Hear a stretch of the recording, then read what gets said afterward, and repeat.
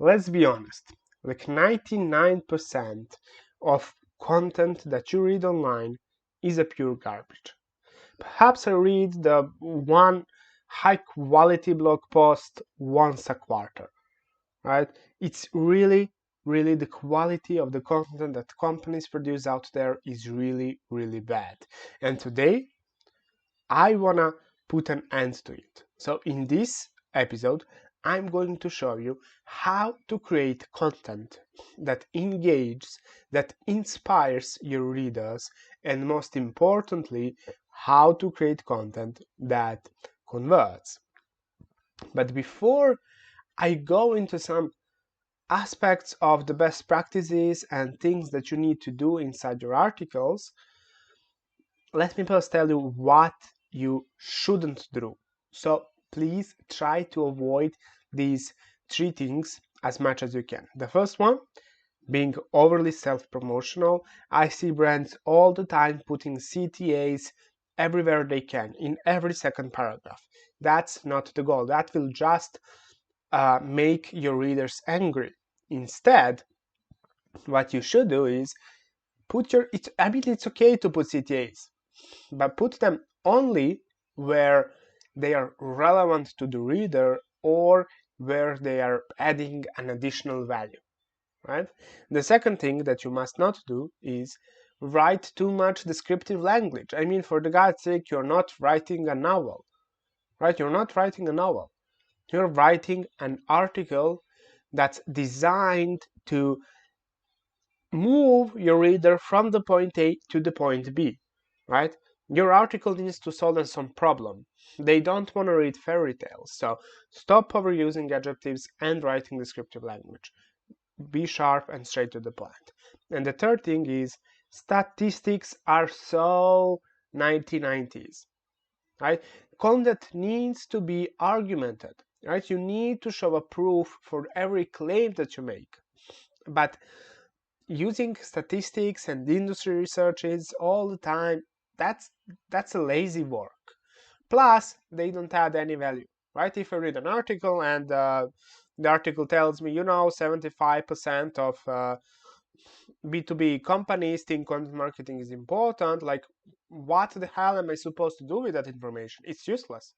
It's literally useless, right? So instead of using statistics, what you should do is add proof on some other way, like use screenshots, use industry expert opinions, right? Add more value. Statistics are just fluff. It's okay to use them sometimes, don't get me wrong, and you should create some of your own state industry reports, of course, but don't make every article you write around statistics. Now, when we saw the three biggest mistakes that people make while writing articles, let me show you what to do instead. First thing is, make the article about them, about your customers, about your readers, not about you, right? So write in a conversational tone. You're essentially speaking to one person, so write that way.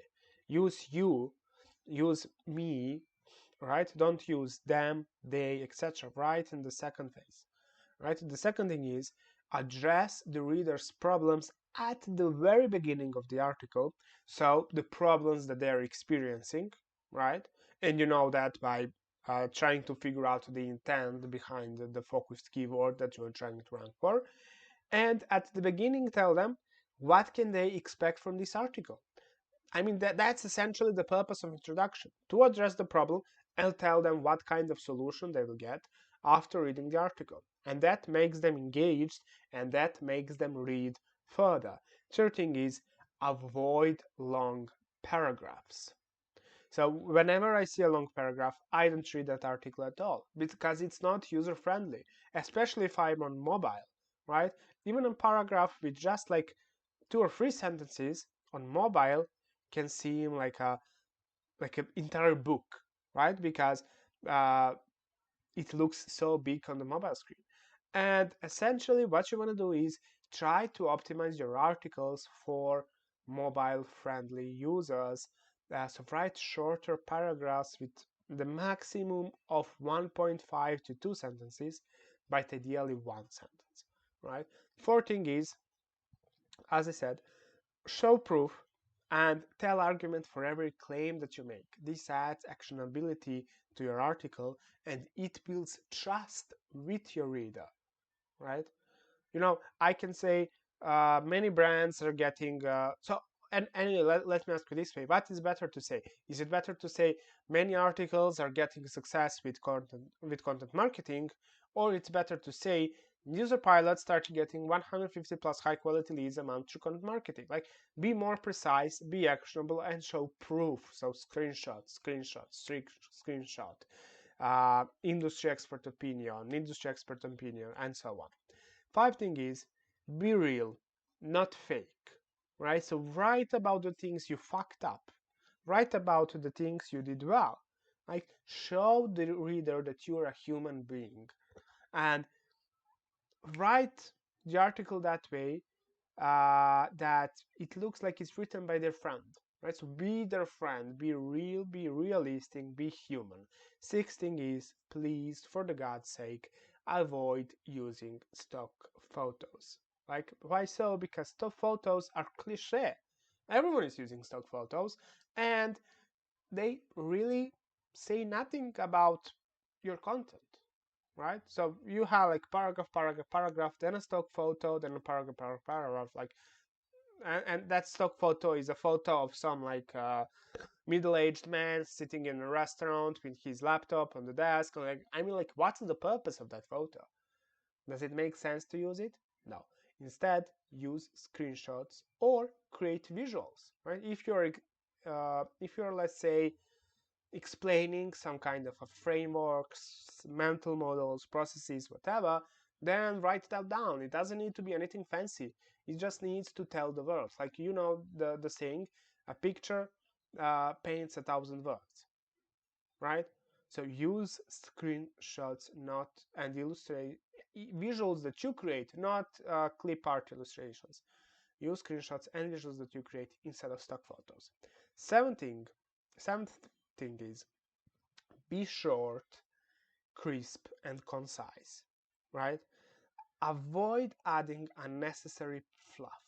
Long article isn't usually the better article, right?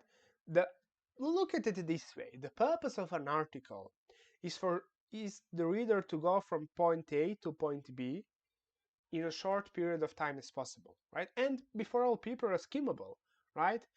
I personally tend to skim the content all the time and just try to see the most important parts, right? Before I engage into reading the entire article. So be short, be concise. Essentially, what you want to do, and that brings us to the point 8, that says be actionable.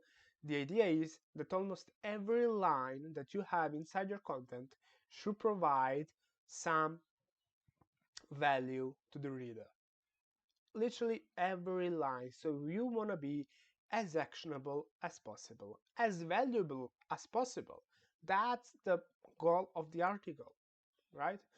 If you're competing with on the SERPs, right? So you're writing an article for some specific keyword, and on the SERPs you're competing with, let's say, Neil Patel, HubSpot, whoever it is, and they have like a 3,000 word article. In some cases, you won't need to write a 3,000 word article in order to rank there. You just need to write an article that's better. And for the reader, shorter the better. Now, I'm not saying that that you shouldn't write long form articles. You should. If you're writing some kind of a how-to guide on how to do something, if you write an article of 1,000 words, you're never going to rank because you can't tell everything in 1,000 words. So you'll need to write a long form article. But try to make that long form article as actionable as possible and try to make every sentence, every paragraph as valuable as possible. So that's pretty much it. That's the road to writing an article that converts, to writing an article that engages, and writing an article that inspires your readers.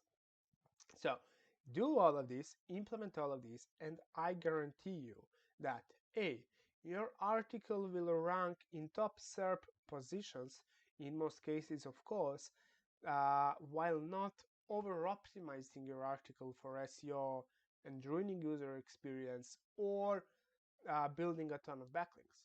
Right? So 95% of the articles that we write in Content Horse ranks first on Google with literally zero backlinks. Literally, it's only the quality of the article that matters. And B, you will earn trust of your potential customers, of your readers, and some of those customers that have a trust in you will convert and become an actual customers. Good luck with this.